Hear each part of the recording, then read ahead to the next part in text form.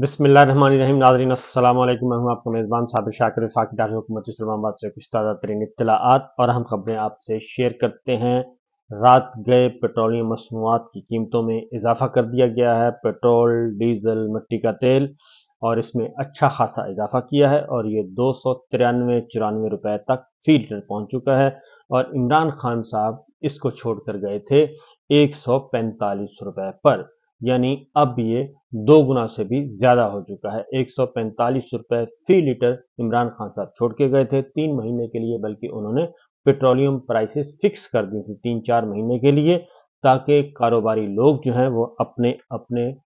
कारोबार को उसी अंदाज से आगे बढ़ा सकें और ये जो आए रोज महंगाई होती थी उस महंगाई से छुटकारा मिल सके। और वो एक अच्छा तजर्बा था। और उसके बाद इमरान खान साहब ने रूस से सस्ते दामों पेट्रोल खरीदना था और उसके बाद इस सारे क्राइसिस से छुटकारा हासिल करना था और आईएमएफ से भी छुटकारा हासिल करना था। और उसके नतीजे में हमारा जो इंपोर्ट बिल है पेट्रोलियम प्राइसेस की मद में, उसका अच्छा खासा उसमें कमी वाक़ई होनी थी। लेकिन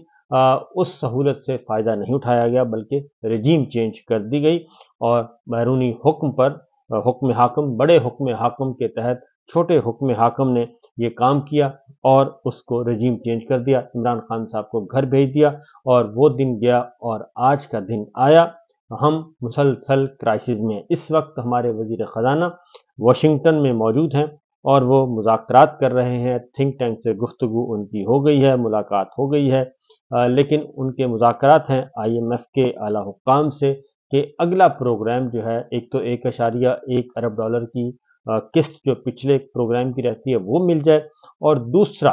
जो अगला प्रोग्राम है 7-8 अरब डॉलर लेने का, वो भी ज़रा मेच्योर हो जाए। इसलिए वो अमेरिका में पहुंचे हुए हैं। लेकिन अमेरिका में पहुंचने से फ़ौरन बाद, क्योंकि मुतालिबात हैं, आईएमएफ की शराइत हैं, वो शराइत भी जल्द अज जल्द पूरी की जा रही हैं। और उसमें से एक शर्त ये थी कि पेट्रोलियम प्राइसेस में मुसलसल इजाफा करते रहना है और लेवी जो है वो 50-60 रुपए से 100 रुपए तक बढ़ानी है। तो वो 100 रुपए उस पे अमल दरामद किया जा रहा है। ये सब कुछ, और इसके साथ साथ टैक्स नेट में इजाफा करना है और लाखों लोग जो हैं वो नए टैक्स नेट में आएंगे और उनसे टैक्स वसूल किया जाएगा। ये एक अच्छा इक़दाम है कि टैक्स नेट का दायरा वसी करना चाहिए, ना कि पहले से जो टैक्स दे रहे हैं उन्हीं पे बोझ जो है वो मजीद लाद दिया जाए। ये सिलसिला चल रहा है, लेकिन इसके साथ साथ एक और उक्तादान पड़ी है। पेट्रोलियम प्राइसेस कीमतों में इजाफा तो हो गया, लेकिन साथ ही साथ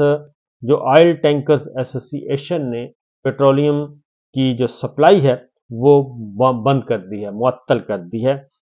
और उसका रावलपिंडी और इस्लामाबाद के जो जुड़वा शहर हैं वहां पे भी ये सप्लाई मुअत्तल रहेगी, पेट्रोल की भी और डीजल की भी। और पेट्रोल की किल्लत का खदशा मौजूद है और पेट्रोलियम मसनूआत जो हैं वो गिलगित बल्तिस्तान और आज़ाद कश्मीर में भी मुअत्तल रहेंगी। तो ये पूरे का पूरा रीजन जो है, इस्लामाबाद, आज़ाद, जम्मू एंड कश्मीर एंड गिलगित बल्तिस्तान, पूरे का पूरा रीजन जो है वो सारा मुतासर होगा। तो उसकी वजह उन्होंने ये बताई है कि इंतजामिया की जानिब से कोई नापतोल में कमी के बायस ये बंद की गई है पेट्रोलियम मसनूआत की सप्लाई। और पीएसओ हुक्काम ने पेट्रोल भराई का नया ऑटोमेशन निज़ाम मुतारिफ करवाया है और मेट्राइज्ड सिस्टम के तहत भराई के मुतालबे को पूरा किया जाए और इसलिए आर्जी तौर पर यह सप्लाई मुअत्तल रहेगी। ये भी एक चल रहा है। उसके बाद आगे जी,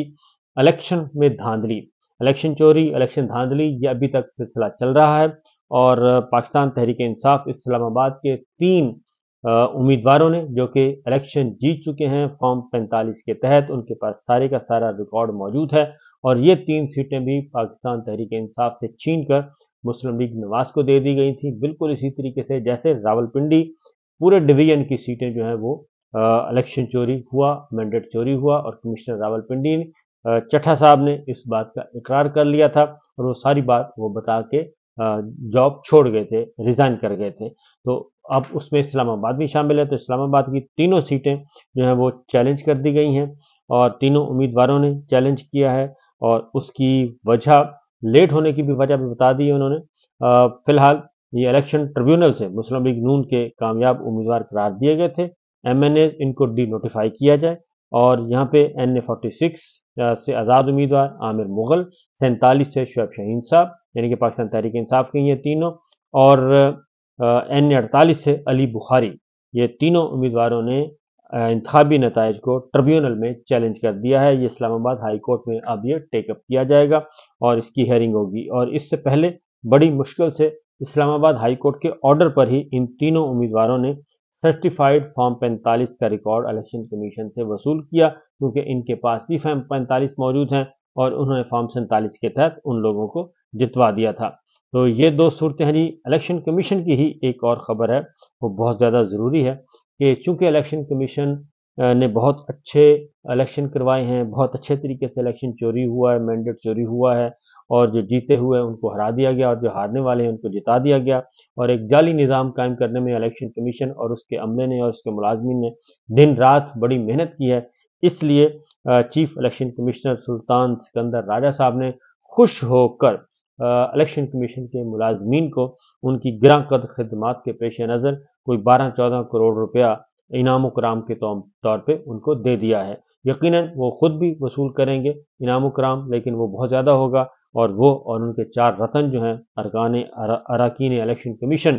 وہ بھی وصول کریں گے، لیکن فی الوقت یہ 12-14 کروڑ روپیہ انعام و کرام کے طور پر دے دیا ہے۔ یہ میرا اور آپ کا پیسہ ہے، میرے اور آپ کے ٹیکسوں کا پیسہ ہے، کیونکہ میں بھی ٹیکس دے رہا ہوں اور آپ بھی ٹیکس دے رہے ہیں، اور ہم جو ٹیکس دیتے ہیں تو ان عللوں تللوں میں یہ اڑایا جا رہا ہے۔ اس لیے IMF کہتا ہے کہ آپ اپنا نظام ٹھیک کریں اور اپنے ویلفیئر اسٹیٹ کی طرف جائیں اور لوگوں کی جو بنیادی ضروریات ہیں وہ پوری کریں، ایجوکیشن ہے، ہیلتھ ہے، سوشل سروسز ہیں وہ پرووائڈ کریں، عام آدمی کو بچائیں، جو امیر ترین آدمی ہیں ان کو اور جو صنعت کار ہیں ان کو زیادہ ٹیکس وصول کریں، لیکن ہمارے ہاں یہ الٹا چل رہا ہے۔ بہرحال یہ تقسیم کر دیا گیا جی۔ ایک اور لطیفہ سنیے کہ چیف الیکشن کمشنر صاحب پہلے روس گئے تھے اور روس کا جائزہ لینے گئے تھے، کیونکہ صدارتی الیکشن ہوا تھا وہاں پہ، اور آبزرور کے طور پہ گئے تھے، انٹرنیشنل آبزرور کے طور پہ۔ میں خود حیران ہوں کہ ایسے لوگوں کو شرم بھی نہیں آتی کہ تھوڑا سا احساس ندامت ہوتا ہے کہ ہم نے کیا الیکشن کروایا ہے اور ہم کس منہ سے انٹرنیشنل آبزرور کے طور پہ دوسرے ملکوں میں جا رہے ہیں۔ اب جناب چیف الیکشن کمشنر کی سربراہی میں الیکشن کمیشن کا وفد جو ہے وہ برازیل پہنچ گیا ہے۔ سیریں ہو رہی ہیں، سیر سپاٹے ہو رہے ہیں، انعام و کرام وصول کیا جا رہا ہے، ادھر جج صاحب ادھر دیتے ہیں، سزا سناتے ہیں، اور ادھر ان کا فورن ٹور مل جاتا ہے، دوسرے جج صاحب سزا سناتے ہیں، دوسرا ٹور مل جاتا ہے، دوسرے کو بھی ٹرائل ٹور مل جاتا ہے انٹرنیشنل۔ تو ابھی چیف الیکشن کمشنر سلطان سکندر راجہ صاحب کی سربراہی میں الیکشن کمیشن کا وفد جو ہے وہ برازیل پہنچا، اور انہوں نے کرنا ہے کہ الیکٹرانک ووٹنگ مشین کا جائزہ لینے کے لیے وہ پہنچے ہیں، جبکہ الیکٹرانک ووٹنگ مشین جو ہے وہ ختم کر دی تھی، اور یہی راجہ صاحب تھے جو کہہ رہے تھے کہ جناب یہ صحیح نہیں ہے نظام، اور اس لیے کہ اگر الیکٹرانک ووٹنگ مشین ہوتا تو پھر یہ الیکشن چوری نہ ہوتا، کیونکہ پھر 45-47 کا رولا ہی نہ پڑتا، بلکہ وہ ساتھ ساتھ رزلٹ آپ کا تیار ہو رہا ہوتا ہے۔ تو اس لیے الیکٹرانک ووٹنگ مشین جو ہے وہ ختم کر دی تھی، اور باقاعدہ طور پہ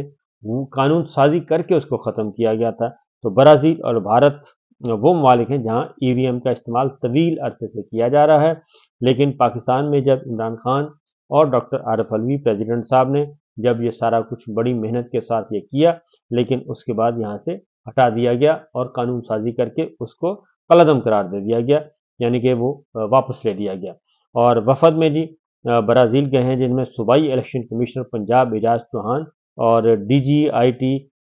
خضر عزیز اور ندیم زبیر بھی شامل ہیں۔ اب یہ الیکشن کمشنر جو پنجاب ہیں، آپ کو پتہ ہے آخری وقت میں الیکشن کمشنر پنجاب کو تبدیل کر دیا گیا تھا، کیونکہ الیکشن کمشنر لاہور نے اور پنجاب نے ایک خط لکھا تھا چیف الیکشن کمشنر کو کہ جناب یہاں پہ دھاندلی ہو رہی ہے، اور دھاندلی کس وقت انہوں نے لکھا تھا؟ جب کاغذات نامزدگی چھینے جا رہے تھے، امیدواروں کو اٹھایا جا رہا تھا، تجویز کنندگان تائید کنندگان کو اٹھایا جا رہا تھا، اور ریٹرننگ افسر جو ہے وہ کاغذات وصول نہیں کر رہے تھے، اس وقت خط لکھا تھا۔ پھر الیکشن کمیشنر پنجاب کو تبدیل کر کے ان کو میرا خیال ہے بھیج دیا گیا تھا، کھڑے لائن لگا دیا گیا تھا، اور بلوچستان سے پھر اعجاز چوہان صاحب کو کی خدمات پنجاب میں حوالے کی گئی تھی، اور اس کے بعد آپ نے دیکھ لیا پنجاب کے الیکشن کا نتیجہ کیا نکلا۔ تو یہ ہے جناب چیف الیکشن کمشنر صاحب کا حال، اور جائزہ لینے کے لیے پہنچے ہوئے ای وی ایم کا ادھر۔ اور اگلی خبر جو ہے جناب وہ توشہ خانہ کے بارے میں ہے،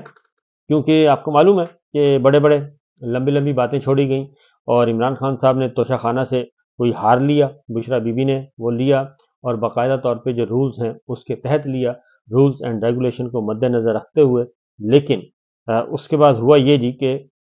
توشہ خانہ کا جو ہار ہے وہ پہلے اس کی قیمت کوئی 5 کروڑ پہنچی، پھر 5 سے 10 کروڑ ہوئی، پھر اس کو 3 ارب روپے مالیت تک پہنچا دیا گیا، اور اس کے بعد پھر ریفرنس دائر کر کے عمران خان صاحب اور بشرا بی بی کو سزا سنوا دی گئی۔ اور اب بڑی حیرت انگیز طور پہ ایک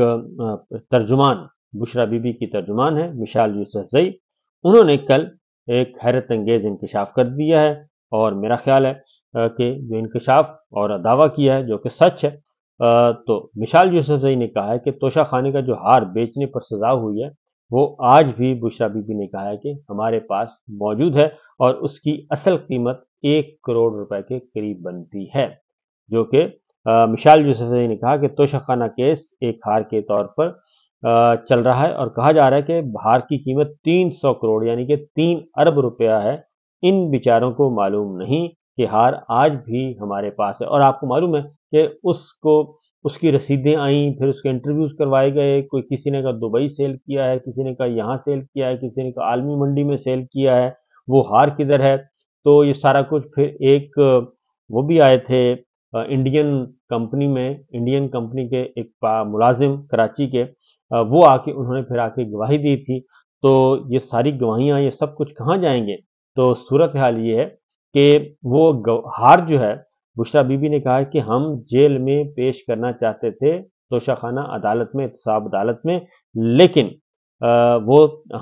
ہم نہیں پہنچا سکے، کیونکہ ہمیں خطرہ تھا، اور ہمارے پاس اطلاع تھی کہ اگر یہ جیل میں چلا گیا تو یہ غائب کر دیا جائے گا۔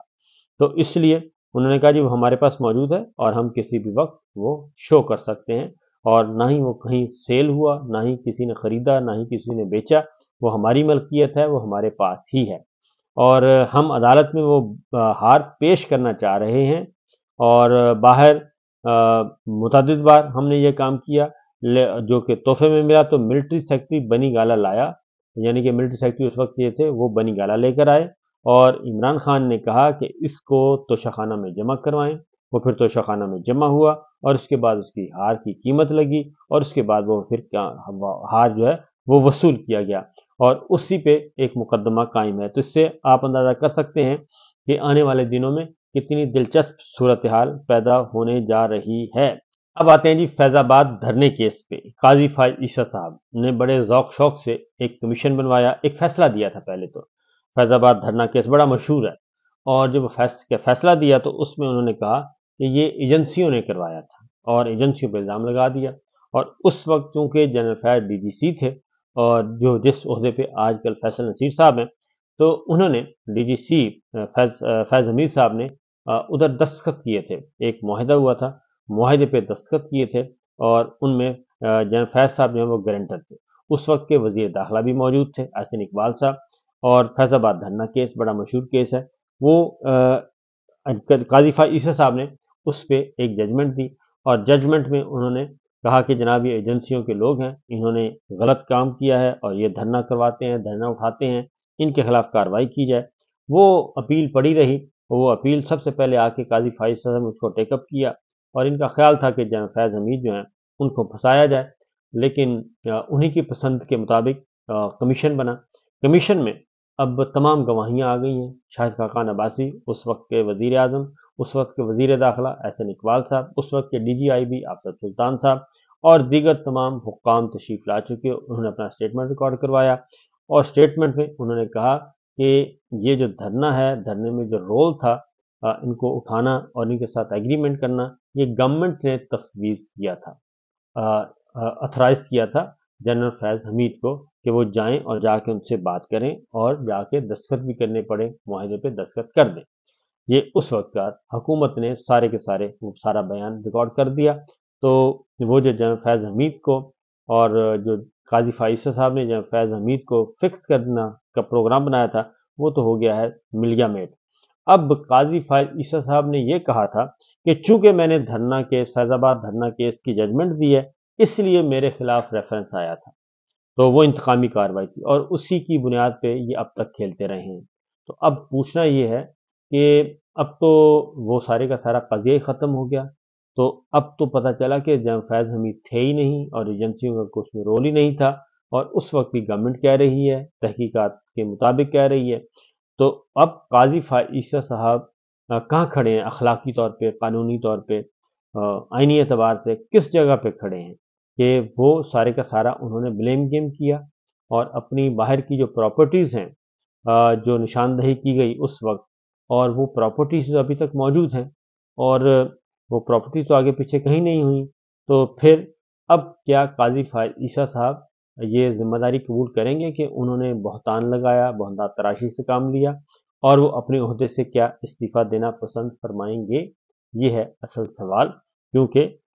جے آئی ٹی نے ان کے موقف کی نفی کر دی ہے اور اسی کی بنیاد پر انہوں نے کہا تھا میرے خلاف ریفرنس بنایا ہے، اور وہ ڈھنڈورا پیٹتے رہے اور ڈھول پیٹتے رہے کہ جناب حال دہائیاں دیتے رہے کہ میرے ساتھ یہ ہو گیا، میرے ساتھ وہ ہو گیا۔ تو آج وہ ساری کی ساری باتیں